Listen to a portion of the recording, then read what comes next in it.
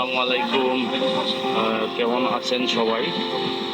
যে আমার বাইকটা আজকে বাইকে একটা টায়ার গার্ড ইনস্টল করলাম।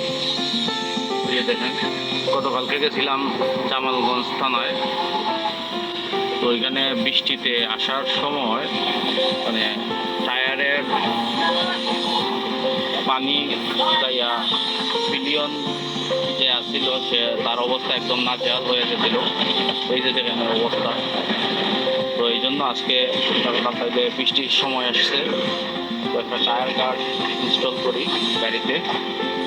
তো ইনশাল্লাহ দেখি দেখতেও লুকটাও খুব ভালো আসছে। আর টায়ার গার্ডটা আজকে ইনস্টল করলাম।